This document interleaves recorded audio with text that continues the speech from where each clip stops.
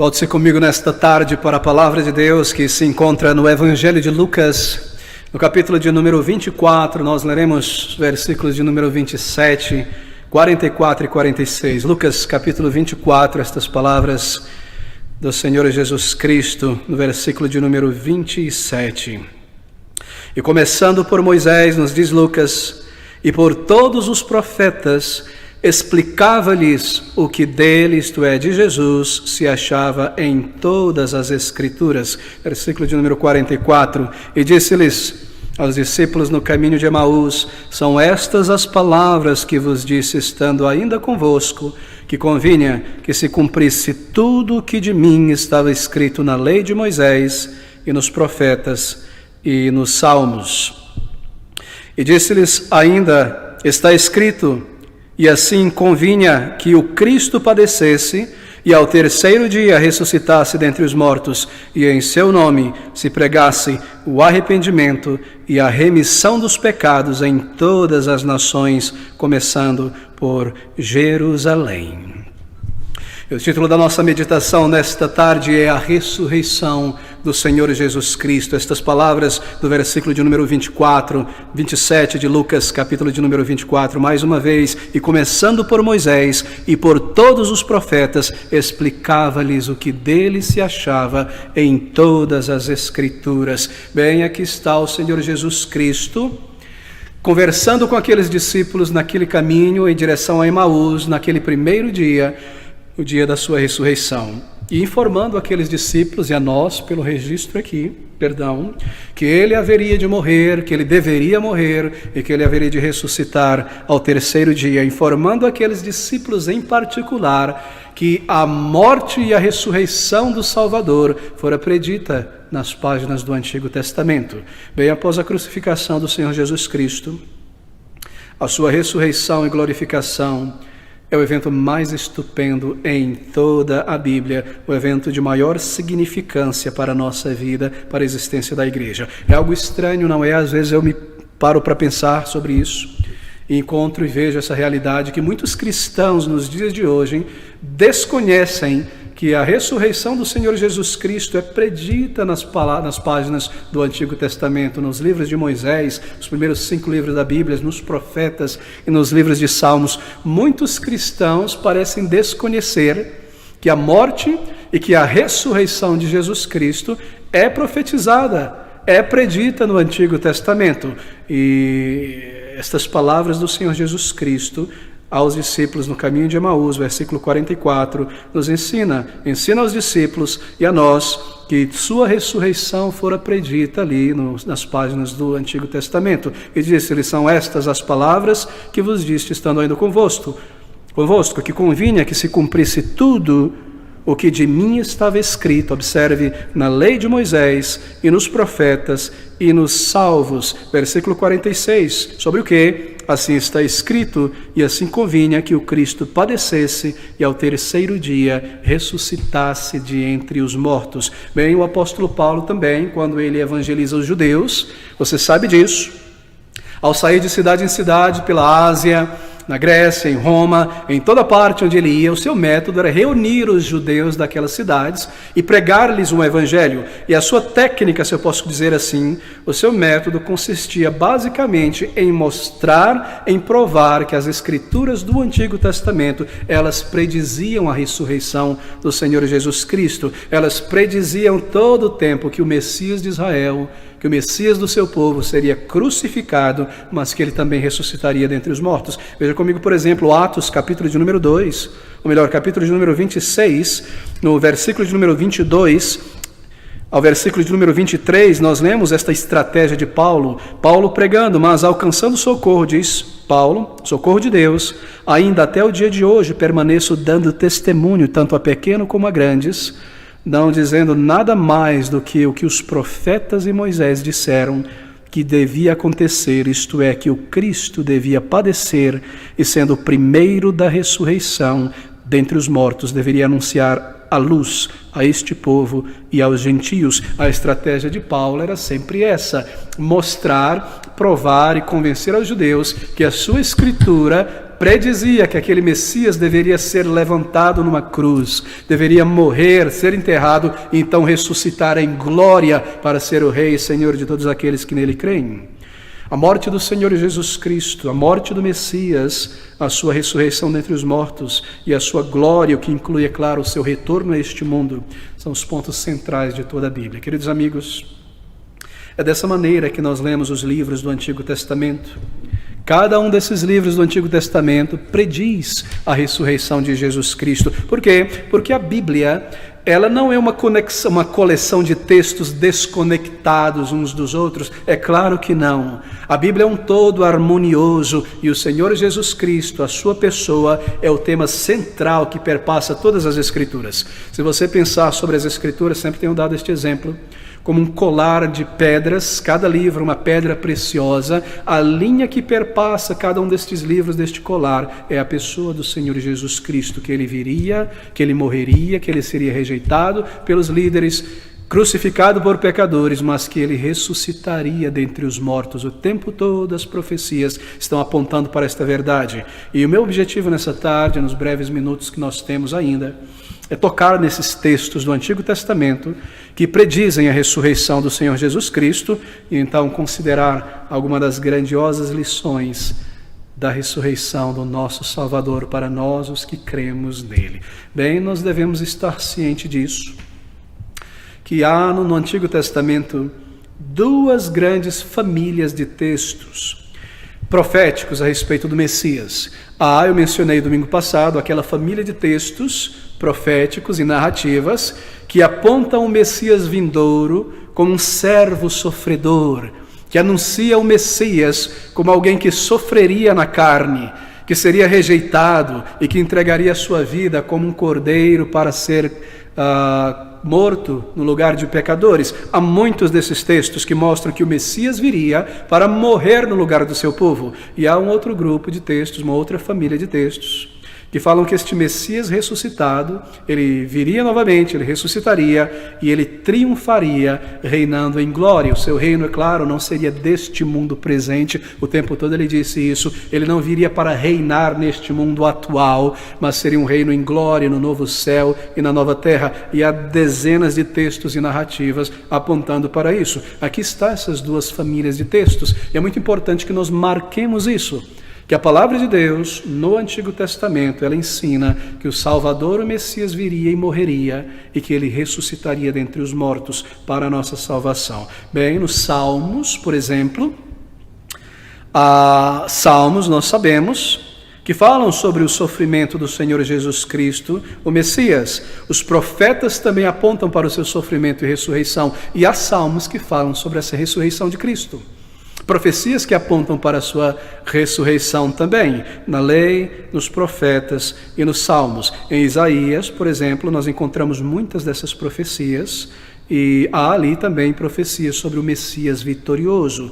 E isso não é contraditório, é claro que não é confuso, e não seria ou nunca foi para a mente daqueles judeus antigos, porque a mente daqueles crentes do Antigo Testamento, ao estudar a palavra de Deus, eles percebiam em sua leitura da palavra de Deus que o Salvador deveria sofrer, que ele deveria morrer pelo seu povo, mas que também seria o Rei eterno, o Messias, que ele ressuscitaria, que ele venceria a morte. Assim, aqueles crentes do Antigo Testamento, eles não estavam confusos a respeito dessas duas famílias de textos sobre o Messias, uma que dizia que ele seria humilhado, morto, e uma que dizia que ele ressuscitaria. Eles entendiam a necessidade, ele morreria pelo seu povo para ressuscitar em glória para a salvação dele. Bem, há muitas profecias sobre a ressurreição de Cristo nas páginas do Antigo Testamento, tanto em passagens diretas, como em eventos históricos,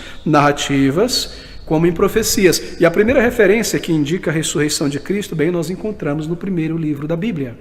Está lá no livro de Gênesis. Se você abrir comigo no capítulo 3, nós lemos em Gênesis capítulo 3, no versículo de número 15, aquela grande profecia dada à mulher, a Eva, pronunciada diante de Adão e Eva e da serpente, que o Salvador viria, que ele morreria e que ele ressuscitaria. Gênesis 3,15, dizendo o Senhor à serpente: porém inimizade entre ti, serpente, Satanás e a mulher, e entre a tua semente, os filhos de Satanás, e a sua semente, a semente da mulher, esta, a semente da mulher, Jesus, que descendeu de mulher, te ferirá a cabeça, e tu, Satanás, lhe ferirás o calcanhar. Nós sabemos com toda clareza, porque o Novo Testamento nos diz que estas palavras se cumprem na pessoa do Senhor Jesus Cristo. Quando Satanás conseguiu, se eu pudesse colocar nessa maneira, ter Jesus ali crucificado, lançar sobre ele todo o seu ódio, ali o seu calcanhar de Cristo, assim por dizer, fora mordido, ele morreu em seu corpo, mas foi ali, nós sabemos, que ele esmagou a cabeça da serpente, que ele condenou a Satanás, que ele venceu a morte. E assim Paulo pode dizer: ó morte, onde está a tua vitória? E mesmo aqui, no momento da queda no pecado, nós vemos a promessa de um Salvador que morreria e de um Salvador que venceria a morte, venceria Satanás para a nossa salvação. E essas palavras são tão claras, e é a partir destas palavras que nós entendemos todo o desdobramento das narrativas do Antigo Testamento. A semente da mulher, aqueles que temiam a Deus, cultuando ao Senhor, um povo que seria separado para ser o berço para o nascimento do Messias, e a semente da serpente, assim, as nações idólatras, tentando destruir Israel. E há momentos que você percebe e para pensar, e nos parece que não sobrará nenhum remanente, um remanescente entre o povo de Deus para que o Messias viesse, mas Deus preservando ao longo de toda a história do Antigo Testamento é um desdobramento desta promessa, até que o Messias viesse. E ele veio e tomou um corpo para morrer, e morrendo ele vence a morte. Há também certos eventos históricos que são eventos proféticos, que apontam, são tipos da morte e ressurreição de Cristo. A história da cultura e a cultura de Israel está marcada por certos eventos históricos registrados aqui, que ensinaria aquela nação que o seu Messias viria, que ele morreria sendo rejeitado pelos líderes e que ele ressuscitaria, ele sofreria e subsequentemente venceria a morte. E isso é ilustrado em certos tipos, em certas pessoas, em certos acontecimentos que tipificam, assim por dizer, como uma figura do Messias que veria sua morte e ressurreição. Deixe-me dar apenas um exemplo. Nós lemos sobre Isaac no livro de Gênesis, no capítulo 22. Isaac, o querido filho de Abraão, o filho da promessa, o filho nascido na idade estéril de Sara e de Abraão. Como Abraão o entrega em sacrifício, e ele seria morto, ele seria entregue como sacrifício, mas Deus como que o restaura dentre os mortos, nos diz a palavra de Deus. E essa é uma figura clara a respeito do Messias. Abra comigo em Gênesis capítulo 22, veja o versículo 1 e o versículo 2. E aconteceu depois destas coisas que provou Deus a Abraão e disse-lhe: Abraão, e ele disse: eis-me aqui. E disse: toma agora o teu filho, o teu único filho, Isaque, a quem amas, e vai-te à terra de Moriá, e oferece-o ali em holocausto sobre uma das montanhas que eu te direi. Aqui nós já vimos algumas figuras, não é? O teu único filho, Jesus, o filho unigênito do Pai. Toma este teu filho, vai para uma terra distante de Moriá, Cristo deixando o seu lar celestial e vindo a este mundo, sacrifica-o ali, fora das portas de Jerusalém. E nós vemos com a figura de Isaque, e essa narrativa, ela descreve o Salvador, Isaque levando o seu lenho de sacrifício para o altar sobre as suas costas, Jesus carregando a sua cruz, Isaque sendo amarrado ali naquele altar, Cristo sendo amarrado sobre a cruz, preso naquela cruz, entregando a sua vida, Isaque sendo morto simbolicamente aqui e como que ressuscitado dentre os mortos, isto é, Deus não permitindo que fosse feito, mas Cristo entregando a sua vida. E nós lemos então no versículo de número 12, estas palavras: então disse: não estendas a tua mão sobre o moço e não lhe faças nada, porquanto agora sei que temes a Deus e não negaste o teu filho, o teu único filho. A palavra de Deus nos diz que o Senhor não poupou, não negou o seu próprio filho amado, mas que ele morreria por nós. Como nós sabemos, como é que nós podemos saber que isso se refere ao Senhor Jesus Cristo? Bem, a palavra de Deus no Novo Testamento nos diz. Abre em Hebreus capítulo 11, versículo 17 e o versículo de número 19, Hebreus 11, 17 e 19. Pela fé ofereceu Abraão a Isaque quando foi provado, sim, aquele que recebera as promessas, ofereceu o seu unigênito. Sendo-lhe dito, em Isaque será chamada a tua descendência. Considerou que Deus era poderoso para até dentre os mortos o ressuscitar. E daí também, em figura, o recobrou. Você percebe? Isso se refere ao Senhor Jesus Cristo. É uma figura que aponta para a pessoa do nosso Senhor e Salvador Jesus Cristo. E essa narrativa, marque você, esse é o nosso ponto aqui, ela foi incrustada na cultura de Israel lá no início com Abraão, para que todas as vezes que fosse lido eles entendessem o símbolo que está por trás disso aqui. E há muitas outras, queridos. Nós já observamos, por exemplo, que em Cristo, em sua aparição pós-ressurreição, ele disse aos discípulos que a sua ressurreição foi prefigurada não apenas nos livros de Moisés, mas também nos profetas e nos salmos. E isso nos leva a observar agora uma série de passagens sobre a ressurreição do Senhor Jesus Cristo, contida também nos salmos e nos profetas. Aqui está, lá em Gênesis, na narrativa de Isaque. Estou pulando muitos textos e trazendo apenas alguns, mas também, como Cristo disse, nos salmos e nos profetas. Eu gostaria de mencionar alguns desses salmos que fazem menção à ressurreição do Messias. Bem, são salmos que falam sobre a ressurreição dos crentes no futuro e também apontam a ressurreição do seu Salvador. Bem, o nosso primeiro salmo é o salmo de número 16. Abra comigo no salmo de número 16.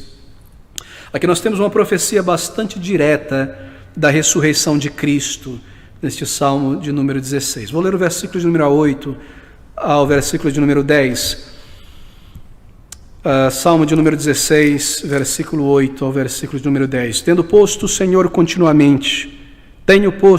continuamente diante de mim, diz Davi, por isso que ele está à minha mão direita, nunca vacilarei. Portanto está alegre o meu coração, e se regozija a minha glória, também a minha carne repousará segura. Observe agora, pois não deixarás a minha alma no abismo, no inferno, ou seja, na terra, o termo aqui é Hades, nem permitirá que o teu santo veja a corrupção. Observe aqui, Davi está falando sobre a sua ressurreição. Deus não deixará a sua vida na morte, mas o trará de volta. Mas observe na sequência, nem permitirá que o teu santo veja a corrupção. Você observou que a palavra santo vem com S maiúsculo? Não é interessante? Os tradutores aqui acertaram, porque Davi aqui está falando sobre o Messias, o santo de Deus. Nem permitirá que o Messias, o teu santo, veja ou permaneça na corrupção. O seu corpo não se decompôs, ele não foi preso pela morte, ele venceu a morte. Os tradutores acertaram aqui. Na primeira declaração, na primeira metade do Salmo, Davi está falando sobre si mesmo.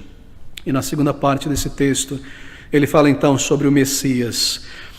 O apóstolo Pedro e o apóstolo Paulo, eles citam este salmo aqui como uma profecia da ressurreição de Cristo. Não é maravilhoso? Abra comigo em Atos, capítulo 2, apenas alguns versículos. Versículo 22 ao versículo de número 33. Atos 22, ou 2, perdão, versículo 22 ao versículo de número 33. Aqui é Pedro pregando e dizendo: homens israelitas, escutai estas palavras. Eu lerei apenas alguns versículos.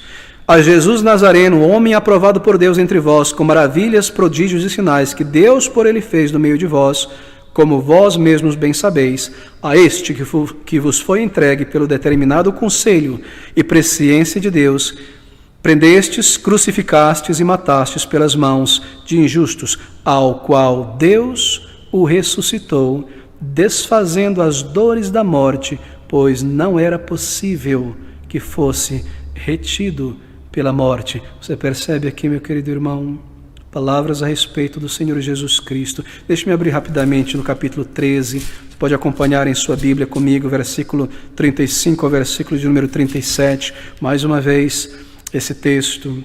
Por isso também em outro salmo, observe, diz: não permitirá que o teu santo veja a corrupção, porque na verdade, tendo Davi no seu tempo servido conforme a vontade de Deus, dormiu, foi posto junto de seus pais e viu a corrupção. Claro, ele permaneceu no túmulo, seu corpo ainda está lá, mas aquele a quem Deus ressuscitou, nenhuma corrupção viu. Você observa? O Antigo Testamento, o livro de Salmos, prediz a ressurreição do Senhor Jesus Cristo. Queridos amigos, a morte e a ressurreição de Jesus não é algo que só foi entendido pela igreja no primeiro século. É algo que é predito, e todos os crentes em Deus, em Jesus, no Messias, sabiam disso, que o Messias vindouro deveria morrer e que ele haveria de ressuscitar. Eles tinham esses textos em sua mão. Hebreus capítulo 9, versículo 7 e o versículo de número 8, essas palavras. Hebreus 9, 7 ao versículo de número 8. Me perdoe, aqui o texto estava marcado. Dizendo, mas no segundo, isto a respeito do templo, o sumo sacerdote entrando no Santo dos Santos, só o sumo sacerdote, uma vez no ano, entra, não sem sangue, observe esse texto, irei explicar, não sem sangue, que ofereceria por si mesmo e pelos pecados por ignorância do povo, dando nisto a entender o Espírito Santo que ainda o caminho do santuário não estava descoberto, enquanto se conservava em pé o primeiro tabernáculo. Você percebeu este salmo? É um salmo muito belo. Ele se refere, este texto de Hebreus é um texto muito belo porque ele se refere ao livro de Salmos. E o salmo faz uma pergunta: quem entrará nos céus? Quem poderá entrar na presença do Senhor? Senhor, quem habitará no teu santo templo? Quem entrará no teu santo templo? Aquele que é puro de mãos, puro de coração. Mas nós sabemos, eu estou parafraseando aqui pelo tempo, que somente o sumo sacerdote podia entrar no santo templo, isto é, no Santo dos Santos. E ali, depois de ser purificado, ele trazia sacrifício. E Davi está perguntando quem entrará no céu, quem entrará na presença de Deus. E não é que a pergunta seja quem ressuscitará. O problema é que ninguém merece ir para o céu, não é? E a pergunta então, quem entrará no céu? E a resposta do salmista é: levantai-vos, ó portais eternas, para que entre o Rei da Glória. Quem é este, o Rei da Glória? O Senhor Todo-Poderoso. E aqui em Hebreus, o autor se refere a isto, que Jesus Cristo em sua ressurreição, ele entra no céu para ser a primícia dos que dormem. Queridos, perdoe minha velocidade nesses salmos, é que nós temos muitos textos aqui. Isso é uma referência no Antigo Testamento à morte e ressurreição do Senhor. Davi pergunta, quem poderá entrar na presença do Senhor? Ele não está perguntando quem ressuscitará, mas quem pode nos representar diante do Pai, assim como o sumo sacerdote representava o povo de Israel diante de Deus. Quem entrará? Ó portais eternos, levantai as vossas cabeças, porque entrará o Rei da Glória. Ele entrou ali na sua ressurreição, levando cativo o cativeiro, e ali ele intercede pelo seu povo. Ele é o Rei da Glória. Estou parafraseando um dos salmos que aponta para isso. Há tantos destes salmos. Quem é este Rei da Glória?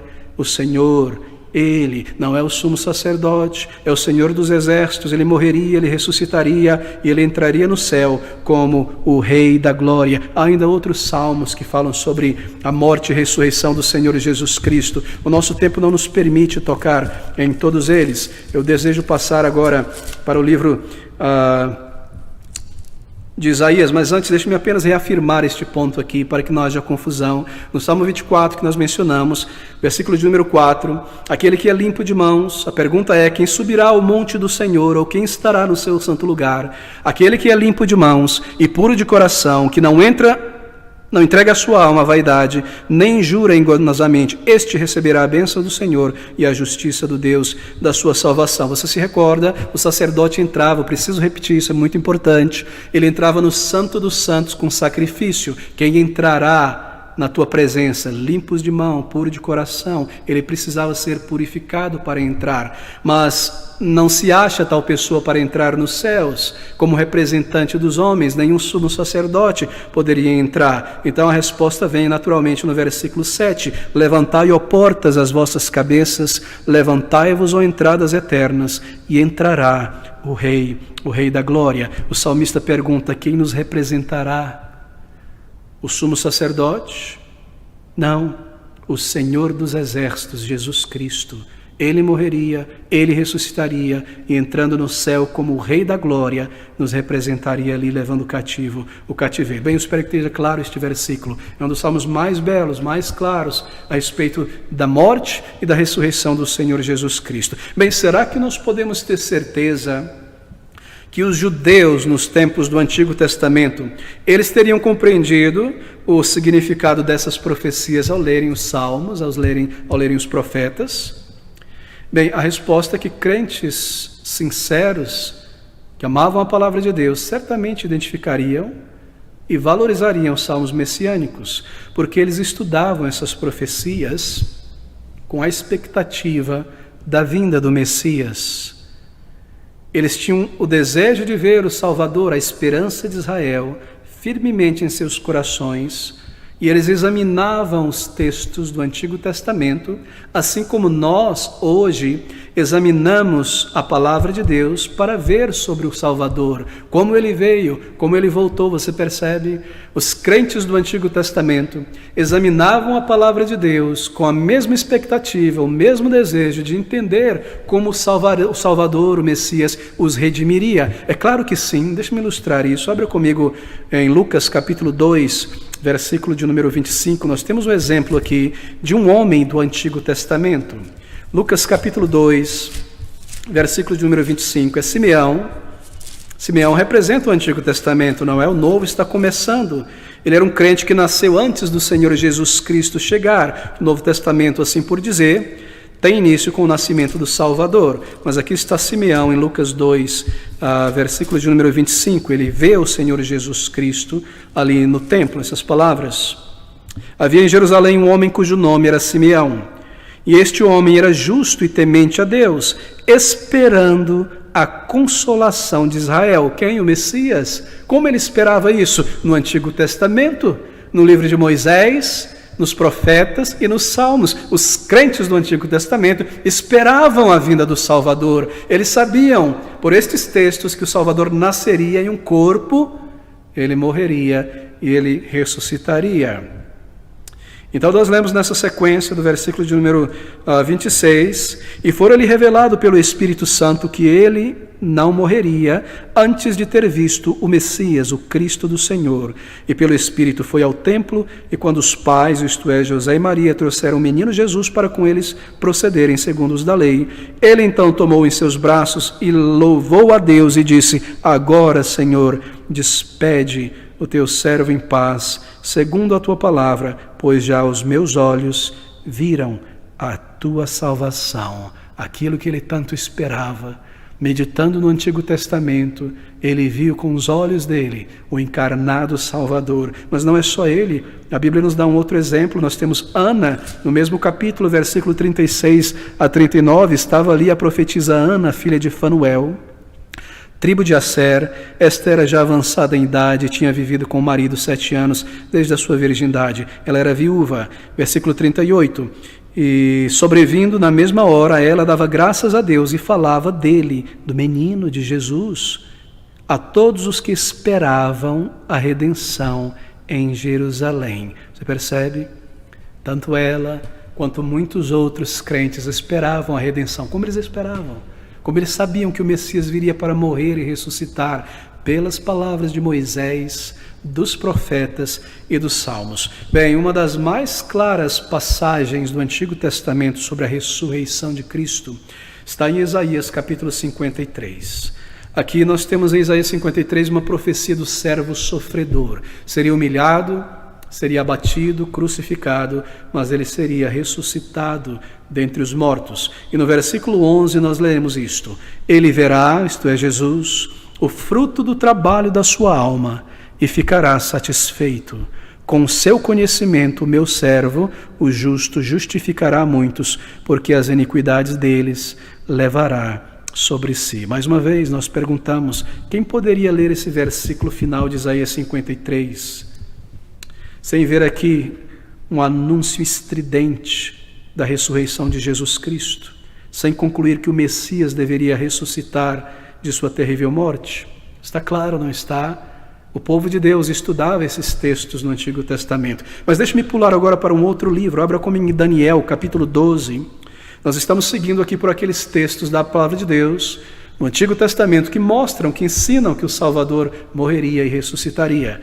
Daniel, capítulo 12, nós lemos o versículo de número 2. E muitos, essa é a profecia dada por Deus a Daniel sobre o final dos tempos, e muitos dos que dormem no pó da terra ressuscitarão, uns para a vida eterna e outros para a vergonha e desprezo eterno. Essa é uma só ressurreição geral. As pessoas seriam ressuscitadas fisicamente em uma ressurreição geral, uma única vez. Quando o Senhor voltar a este mundo, uma só ressurreição de todos, uns para a vida e outros para a condenação. Uma só ressurreição com duas direções, condenação e salvação. É sobre isso que ele está falando, e João confirma isso lá em João capítulo 5, versículo 29, não abrirei pela brevidade do tempo, mas nós lemos que todos ressuscitariam para enfrentar um juízo final, e nós lembramos as palavras de Paulo, não é? Que Cristo seria o primeiro a ressuscitar dentre os mortos. Lá em 1 Coríntios capítulo 15, versículo 20, estas palavras: mas de fato Cristo ressuscitou dentre os mortos e foi feito as primícias dos que dormem. De fato Cristo ressuscitou. Ele é o primeiro a ressuscitar para não morrer mais. Sim, outras pessoas ressuscitaram na Bíblia, Cristo os ressuscitou, mas eles voltaram a morrer. Lázaro precisou morrer novamente. O filho da viúva de Naim precisou morrer novamente. Mas Cristo foi o primeiro a ressuscitar para não morrer mais, porque ele venceu a morte. Assim nós vemos em Daniel esta profecia. Deixe-me correr para Oséias. Oséias capítulo 13, versículo de número 14.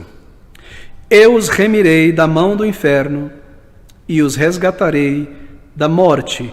Onde estão, ó morte, as tuas pragas? Onde está, ó inferno, a tua perdição?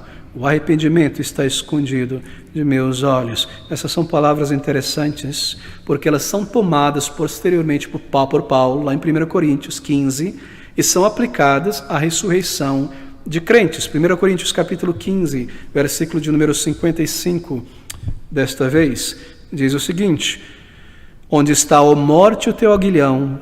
Onde está, ó inferno, a tua vitória? Você percebe como o Antigo Testamento ele fala sobre a ressurreição de crentes, e é claro, Cristo é o primeiro entre os irmãos a ressuscitar. E assim nós temos muitos textos na palavra de Deus. Quando Cristo veio a este mundo, os líderes judeus em geral tinham perdido de vista esta família de texto, esta família de profecias sobre um Salvador que seria humilhado, que seria rejeitado, que ressuscitaria, e na sua ressurreição ele seria glorioso. Eles tinham perdido de vista. E assim, quando o Senhor Jesus Cristo ressurge dentre os mortos, eles não entendem, mesmo os discípulos não parecem entender, não parecem crer. As mulheres dizem para ele, eles não creem. Aquela menina diz para ele, eles não creem.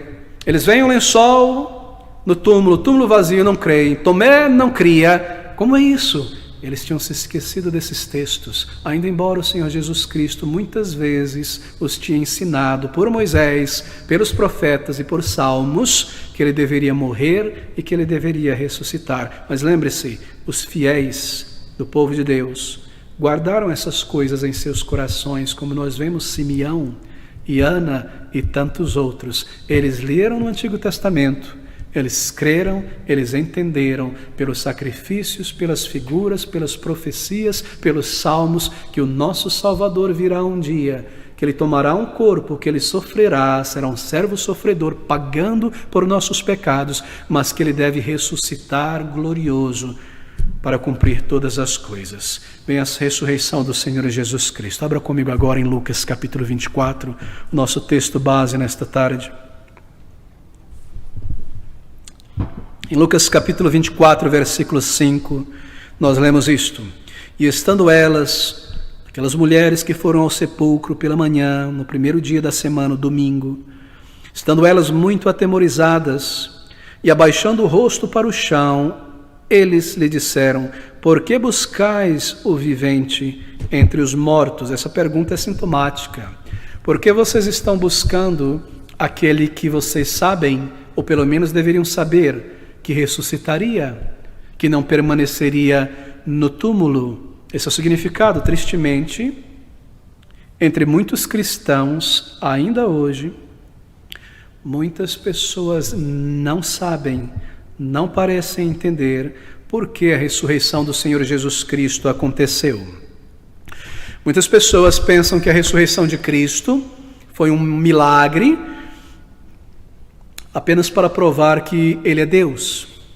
Bem, certamente aquele milagre da ressurreição convenceu os discípulos que Ele é Deus. A declaração de Tomé é clara: meu Senhor e Deus. Mas veja, 2000 anos após a ressurreição de Cristo, é muito difícil usar a sua ressurreição para persuadir pessoas cínicas contra o cristianismo que Jesus vive, que Jesus é Deus, porque elas não viram a ressurreição. A ressurreição serve como prova da divindade de Cristo para aqueles que viram, não é? E eles costumam dizer: não, isso está escrito na Bíblia, uma literatura antiga. Mas não foi esse apenas o propósito da ressurreição de Cristo, e é aqui que muitos cristãos não parecem perceber. A ressurreição não ocorreu a fim de dar prova irrefutável para os cínicos da divindade de Cristo, em idades posteriores, em gerações posteriores. Mas, queridos amigos, ela aconteceu para ensinar os crentes uma série de lições vitais. Eu gostaria de gastar esses últimos minutos considerando essas lições. Quais são as lições da ressurreição? Por que ela deveria acontecer? Porque ela está registrada, foi profetizada, está registrado em detalhes aqui nos evangelhos. Bem, a primeira dessas lições é a seguinte: pela ressurreição seria demonstrado que a obra do Senhor Jesus Cristo na cruz foi um sucesso completo.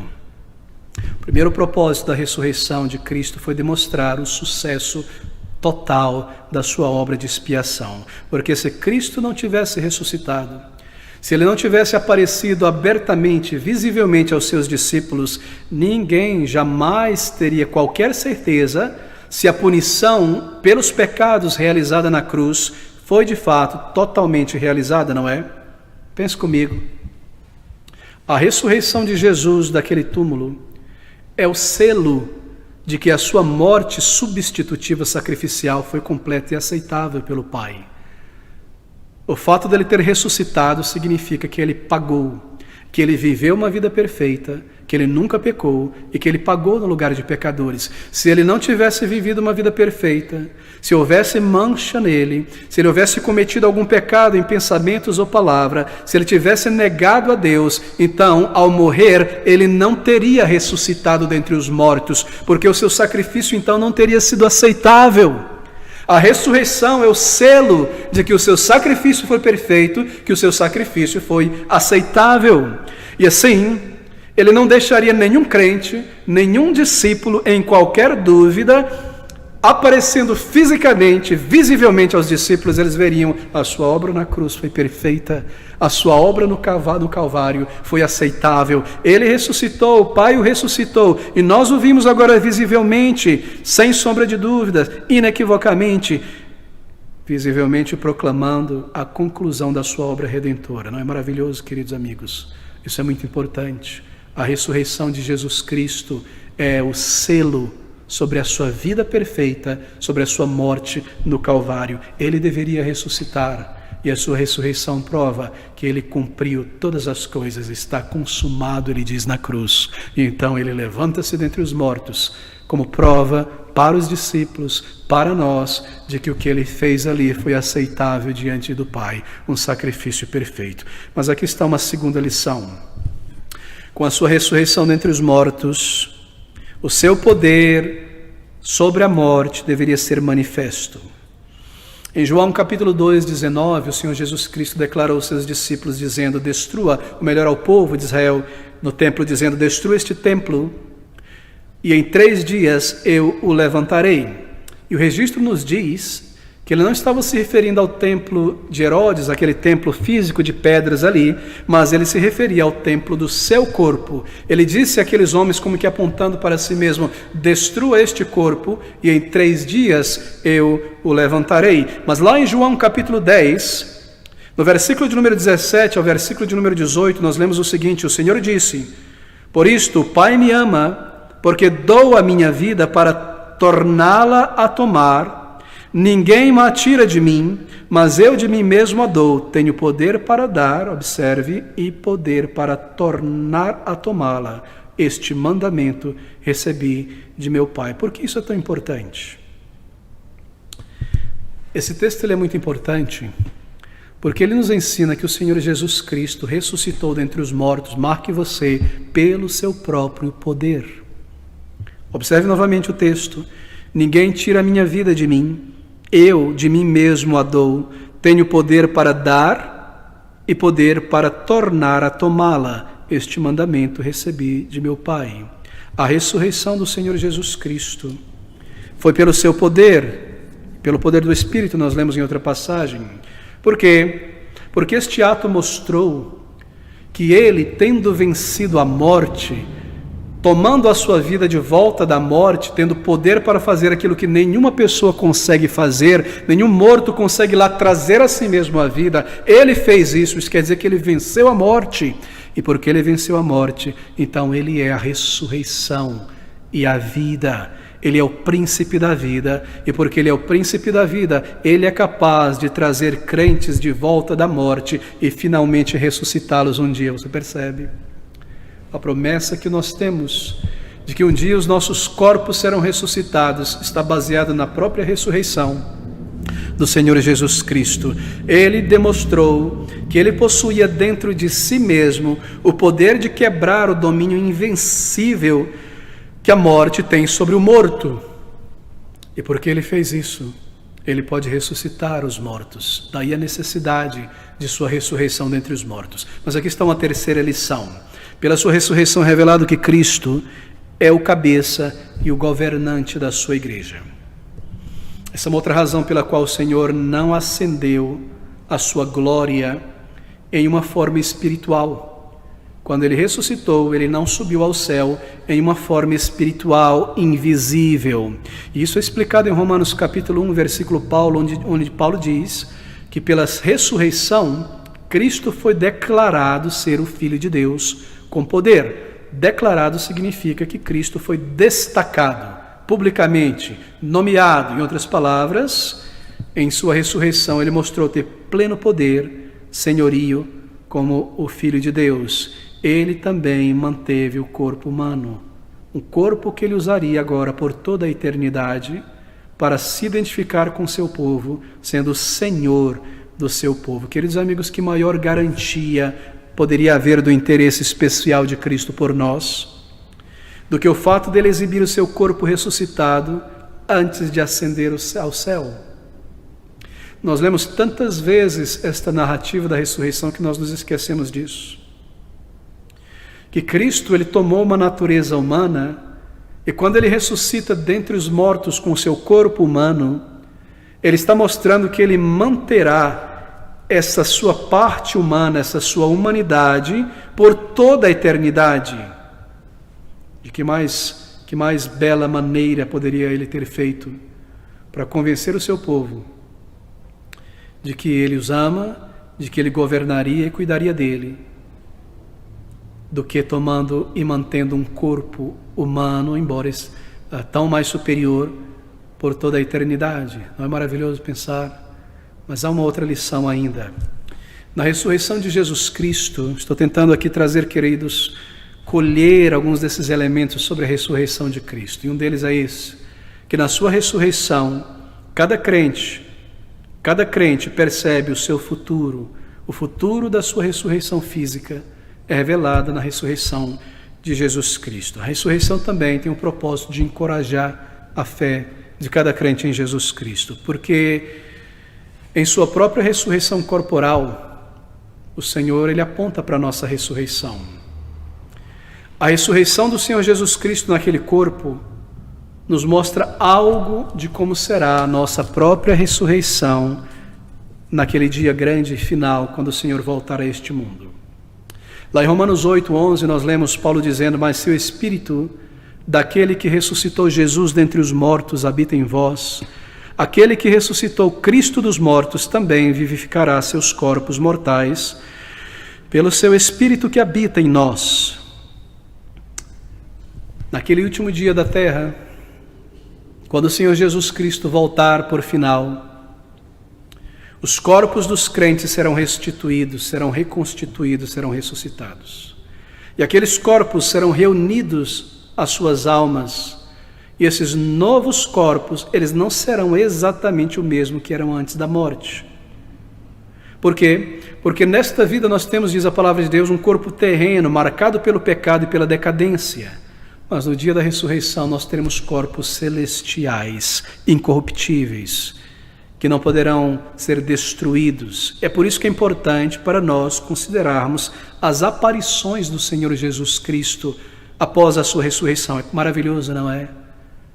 O Senhor Jesus Cristo, observe como ele aparece aos discípulos, porque na maneira como ele aparece aos discípulos, nós podemos ver algo de como será o nosso corpo ressuscitado. Você se recorda como Cristo apareceu aos apóstolos em 2 domingos seguintes? Ele entrou dentro daquele aposento, onde os apóstolos estavam trancados. Ele entrou passando pelas paredes, assim por dizer, sem nenhuma dificuldade. Repentinamente ele se colocou no meio deles, mas ele se colocou no meio deles não como um corpo fantasma, como um corpo tangível. Toque, veja, me dê um favo de mel, um pedaço de peixe. Ele ressuscitou com um corpo real, ressurreto, físico, mas um corpo de uma qualidade muito superior do que aquela primeira antes da sua morte. Aquele primeiro corpo precisaria morrer, este segundo corpo nunca morrerá.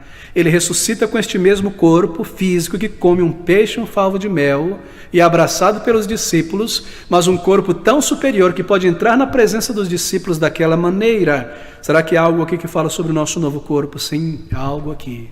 Porque o apóstolo Paulo diz que nós receberemos um corpo ressuscitado.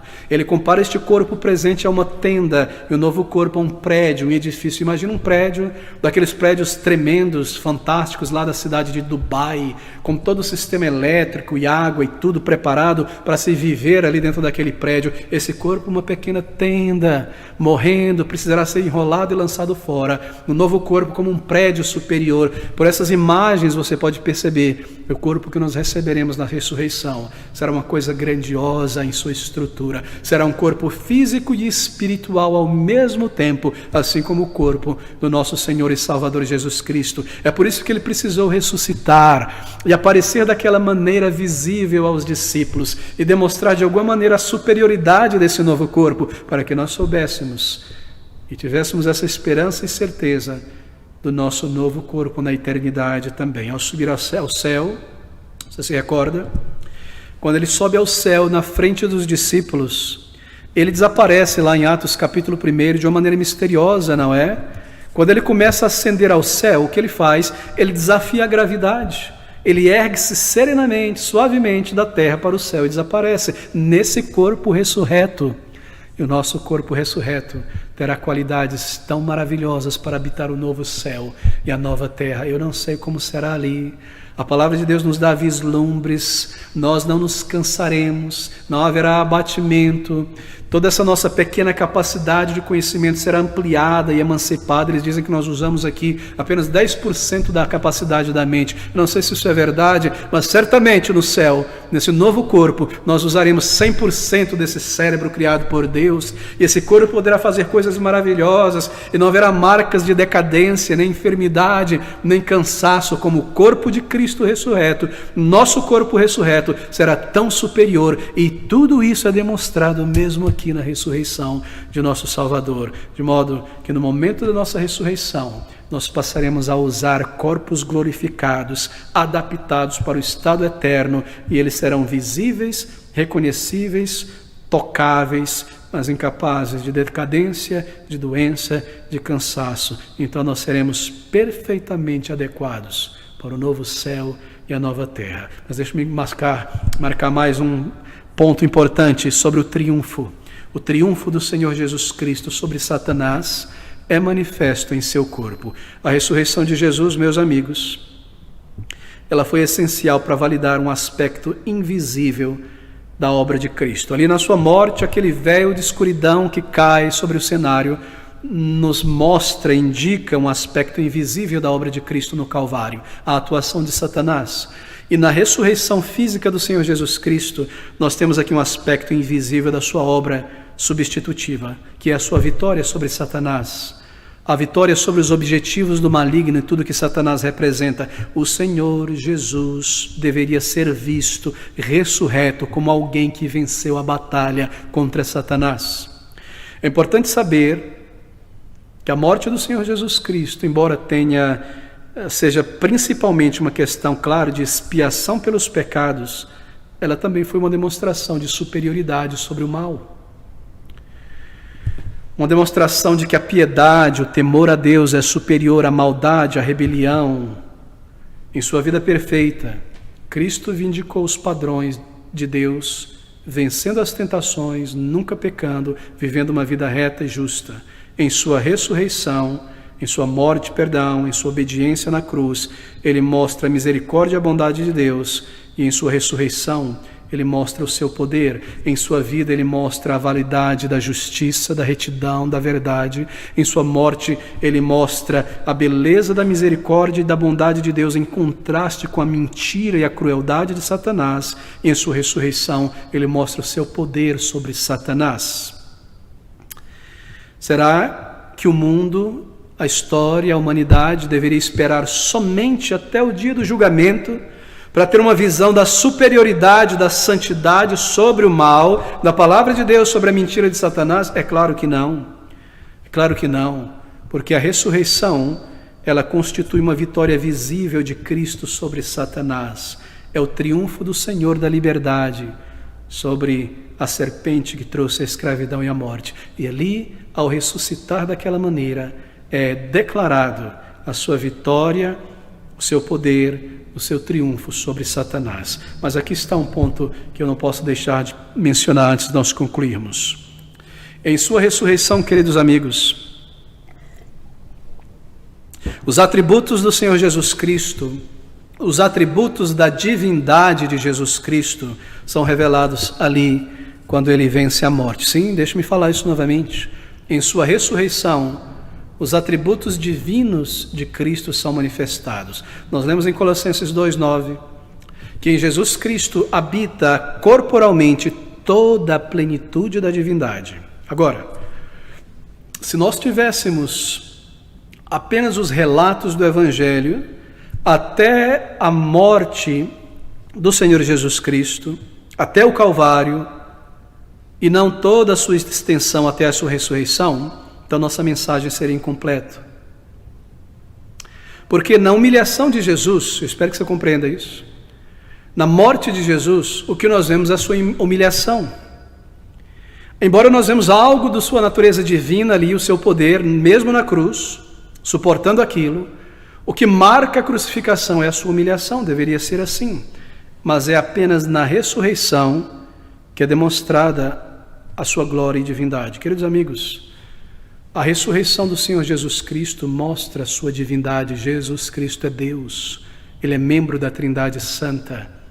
O fato dele ter ressuscitado a si mesmo dentre os mortos é uma prova cabal disso. Querido amigo, deixe-me lhe perguntar nesta tarde, você está convencido da divindade do Senhor Jesus Cristo? Nós vivemos em dias em que somos bombardeados por heresias que se lançam contra a divindade perfeita, completa do Senhor Jesus Cristo. Você está convencido disso? Na ressurreição, a divindade do Senhor Jesus Cristo é vindicada. Mas deixe-me mostrar algo. Abra comigo em Isaías, capítulo de número 6, versículo de número 1. Isaías capítulo 6, versículo 1. Observe isso, acompanhe comigo por alguns instantes. Isaías diz: no ano em que morreu o rei Uzias, eu vi também ao Senhor assentado sobre um alto e sublime trono, e a cauda do seu manto enchia o templo. Serafins estavam por cima dele, cada um tinha 6 asas, com 2 cobriam seus rostos, e com 2 cobriam seus pés, e com 2 voavam, e clamavam uns aos outros, dizendo: Santo, Santo, Santo, é o Senhor dos exércitos, toda a terra está cheia, cheia da sua glória. Agora abra comigo, marcando aí, em João capítulo 12, veja essas palavras de João 12, versículos de número 37. Deixa o dedo lá em Isaías capítulo 6 e leia comigo João capítulo 12, versículo 37. Aqui está dizendo sobre Jesus que ainda que ele tinha feito tantos sinais diante deles, eles não criam nele, para que se cumprisse as palavras do profeta Isaías, que nós acabamos de ler, que diz: Senhor, quem deu crédito à nossa pregação? Isaías o profeta, isso aqui é Isaías 53 agora, e a quem foi revelado o braço do Senhor, por isso não podiam crer. Então Isaías disse outra vez, agora Isaías 6, cegou-lhes os olhos, endureceu-lhes o coração, a fim de que não vejam com os olhos e compreendam no coração e se convertam e eu os cure. Onde é que está isso aqui? Isso está em Isaías 6, a partir do versículo de número 9. Então disse ele: vai, diz a este povo, ouvis de fato e não entendeis, e vedes em verdade, mas não percebeis. Engorda o coração deste povo, fale-lhes pesados os ouvidos e fecha-lhes os olhos, para que ele não veja com seus olhos e não ouça com seus ouvidos, nem entenda com seu coração, nem se converta, seja sarado. Volte a João capítulo 12. E disse-lhe no versículo 40, cegou-lhe os olhos, endureceu o coração, a fim de que não vejam com os olhos e compreendam no coração e se convertam e os cures. Agora observe, Isaías disse isto quando viu a sua glória e falou dele. A glória de quem? Falou de quem? Veja o versículo 37. E ainda que Jesus, ele, ainda que tinha feito tantos sinais diante deles, não criam nele. Versículo 41. Isaías disse isto quando viu a sua glória, a glória de Jesus, e falou dele, da glória de Jesus. Onde foi que Isaías viu a glória de Jesus e falou da glória de Jesus? Aqui nessas palavras de Isaías 6:1. No ano em que morreu o rei Uzias, eu vi também o Senhor. Ele viu o Senhor. A palavra Senhor aqui é traduzida Senhor porque a palavra Jeová, que é o nome da Trindade, as três pessoas da eterna Trindade. Eu vi o Senhor. João está dizendo que Isaías viu Jesus.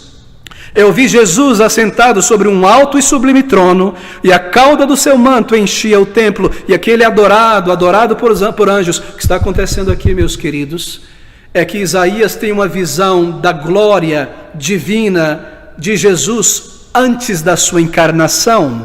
E é isso que João nos está dizendo, que Isaías viu o Senhor Jesus Cristo antes da sua encarnação em sua glória. O termo Jeová aplicado a ele, porque ele é Senhor. Se você abrir comigo no último livro da Bíblia, em Apocalipse capítulo 1, observe agora o mesmo apóstolo João. Ele tem aqui uma visão agora da divindade, da glória de Jesus após a sua ressurreição. Isaías vê o Senhor Jesus em sua glória divina antes da sua encarnação, e aqui João vê o Senhor Jesus em visão, em sua glória divina, porque ele é Deus, após a sua ressurreição. Capítulo 1, versículo 10, e fui arrebatado no Espírito no dia do Senhor, domingo, e ouvi detrás de mim uma grande voz, como que de trombeta, que dizia: eu sou o Alfa e o Ômega, o primeiro e o derradeiro. E o que vês, escreve num livro e envia a 7 igrejas. Então, versículo 12, e virei-me para ver a voz do que falava comigo, e virando-me, ele viu o Alfa e o Ômega. Vi 7 castiçais de ouro, e no meio dos 7 castiçais, um semelhante ao Filho do Homem, vestido até aos pés de uma roupa comprida, como o manto que Isaías vê de Deus enchendo o templo. Cingido pelos peitos com um cinto de ouro, como sumo sacerdote, a sua cabeça e cabelos eram brancos como a lã branca, como a neve os seus olhos, como chama de fogo, seus pés semelhantes a latão reluzente, como se tivessem sido refinados numa fornalha, sua voz como a voz de muitas águas, a típica voz de Jeová no Antigo Testamento, como de cataratas, muitas águas, é aplicada ao Senhor Jesus Cristo. Isaías vê uma visão de Jesus Cristo em sua glória divina eterna, antes da encarnação. João vê uma visão de Jesus em sua glória eterna após a sua ressurreição, com o mesmo corpo que ele ascende ao céu. E a ressurreição de Jesus naquele dia, dentre os mortos, é uma prova da sua divindade. Ele trouxe a si mesmo de volta à vida pelo seu poder divino e eterno. Queridos amigos, não permita que seitas e pessoas ignorantes da palavra de Deus te confundam a respeito do Senhor Jesus Cristo. Ele é o Deus eterno, Ele Ele é Jeová junto com o Pai e junto com o Espírito Santo. Ele é o Criador dos céus e da terra. Ele é Senhor. E embora em sua humilhação nós o vemos ali morto e crucificado, estamos acostumados com essas narrativas da sua humanidade, nós nunca nos esquecemos que Ele é Senhor, que Ele é Deus eterno e glorioso nos altos, que Ele é membro da Trindade Santa e Divina. E há tantos outros textos que eu poderia lhe trazer agora e lhe mostrar, provando cabalmente esta verdade. Ele é Deus, Ele é Senhor, e a sua ressurreição dentre os mortos, queridos amigos, é uma prova cabal de que Ele, somente Ele, poderia vencer a morte. E isso nós aprendemos aqui nessas palavras. Mas há um último ponto e eu gostaria de concluir aqui. Em sua ressurreição, nós aprendemos por ela a proximidade de Jesus de cada um de seus filhos e filhas. O Senhor Jesus Cristo, ao ressuscitar, voltou da morte em glória, mas ainda assim Ele manteve a sua intimidade e a sua proximidade com os discípulos. Não é belo ver isso nas narrativas? Os discípulos poderiam ter ficado em dúvida: Ele ressuscitou? Sim. E agora, Ele é o Deus eterno, nós entendemos o que as Escrituras dizem, mas será que Ele vai permanecer remoto, distante da gente, porque Ele não está mais na sua encarnação, na sua humilhação? Ele agora está em sua glória eterna. Será que Ele vai estar distante, um Senhor distante, agora que Ele ressuscitou? Não, em sua ressurreição, o que Ele faz? Ele aparece aos discípulos. Ele entra no meio daqueles discípulos, Ele conversa com eles, Ele mesmo diz: traga-me um pedaço de peixe, um favo de mel, algo para comer. E Ele come, e eles entendem: Ele é humano, Ele ressuscitou em seu corpo, não é um fantasma. Ele come, Ele bebe conosco, Ele é Deus eterno, meu Senhor e Deus, diz Tomé. Mas ao mesmo tempo, em sua ressurreição, Ele não se pôs à parte, distante dos seus discípulos. Ele está ali junto com eles, comendo com eles, falando com eles, andando com eles, até Betânia, abençoando-os e subindo na presença deles. O que isso quer dizer? Espero que você entesoure isso em teu coração. A ressurreição de Cristo mostra que nada mudou, que Ele permanece o mesmo pastor das suas ovelhas, tão próximo, tão perto de nós.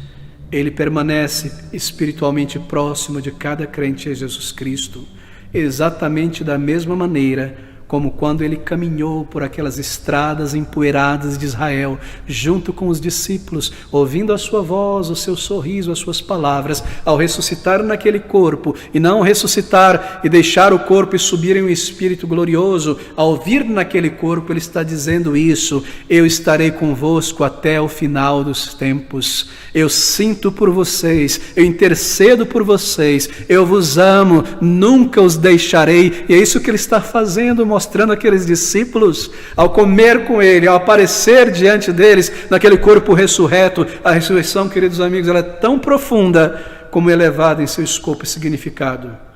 E a terna, a mais terna possível das comunicações do amor, da presença e da continuidade de Cristo conosco. Eis que estou convosco até o final. Ele enviou o seu Espírito, o Espírito de Cristo, que habita agora em cada coração. É assim, é isso que Ele está dizendo. Na sua ressurreição, é como se Ele dissesse: assim como eu comi com vocês na terra, depois da minha ressurreição, então em minha ressurreição, como Senhor ressuscitado, eu sempre me relacionarei de uma maneira próxima com vocês. Eu nunca vos deixarei. Eu estarei convosco até o final. Essa é a mensagem da ressurreição. Essa é a mensagem do Salvador ressurreto. O seu amor, a sua afeição por nós.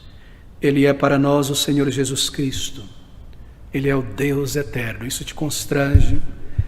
Se você foi enganado por imagens físicas e estátuas de Jesus, pelo linguajar chulo de muitos grupos evangélicos sobre Jesus, Ele é o Rei da glória, querido amigo. Ele é Deus eterno. Ele é o Criador de todas as coisas e, ao mesmo tempo, Ele é o nosso amado Salvador, o nosso Senhor Jesus Cristo, que morreu em nosso lugar. E nós podemos olhar para aquele dia quando Ele voltará nas nuvens, como Ele subiu. No seu corpo, o mesmo corpo que os discípulos viram, nós o veremos e nós o amaremos. e nós o receberemos subindo com Ele para estar para sempre com o Salvador que nos amou, nos chamou, nos guiou, nos guardou em todo o tempo nesta jornada. Que amor tão grande, que amor tão maravilhoso. Eu te pergunto, será que Ele reina na tua vida hoje? Procure recordar disso. Ele retornará em breve. Essa condição presente que nós enfrentamos neste corpo aqui decadente, ela não permanecerá para sempre. Nós receberemos um novo corpo, um corpo melhor, um corpo ressuscitado, e nós estaremos conscientes com o povo de Deus diante do Senhor, neste novo céu, nesta nova terra, amá-lo, servi-lo, conhecer o universo recriado por Ele e todas as coisas. Queridos amigos, pense sobre Ele. O que você está fazendo? Você o ama? Se você o ama, então você guarda os seus mandamentos, diz o Salvador. Quando o Senhor Jesus Cristo subiu na sua ressurreição, nós lemos lá em Atos capítulo 1, estas palavras tão belas no versículo 9 ao versículo de número 10. E quando dizia isto aos discípulos, vendo-o eles, foi ele elevado às alturas, e uma nuvem o recebeu, ocultando-o aos seus olhos. E estando com os olhos fitos no céu, enquanto ele subia, eis que junto dele se puseram dois anjos, vestidos de branco, dizendo, os quais lhe disseram, homens galileus, por que estáis olhando para o céu? Esse Jesus que dentre vós foi recebido em cima no céu, há de vir como para o céu o viste vir. E então, queridos amigos, nós lemos estas palavras no último livro da Bíblia, em Apocalipse, e essas devem ser as minhas palavras, as tuas palavras. Jesus testificando, aquele que testifica estas coisas, diz, certamente cedo venho. E a nossa resposta ao Salvador glorificado é essa: Senhor, vem, seja feita a tua vontade em minha vida. Eu sou teu, eu me submeto a ti. É isso que quer dizer, ora, vem, Senhor Jesus. Ora, vem, Senhor Jesus, no mesmo corpo que tu subistes em Atos capítulo 1. Ora, vem, Senhor Jesus, significa um desejo de vê-lo, de estar com Ele. Ora, vem, Senhor Jesus Cristo, é uma declaração de submissão a Cristo, como Deus, como Senhor, como Salvador. Se eu o amo, eu digo, vem, Senhor Jesus. E eu digo isso através de uma vida submissa a Ele, entregue em obediência aos seus mandamentos. Eu digo isto vivendo para Ele, antecipando a sua vinda, isto é, indo em direção a Ele, servindo-o. E eu digo isso em meu coração, em meu louvor, em minha certeza. Senhor, o que é esta vida, o que é esta enfermidade, o que são estes males? Vem, Senhor Jesus, aquele que testifica estas coisas, diz, certamente venho, e nós dizemos, ora, vem, Senhor Jesus.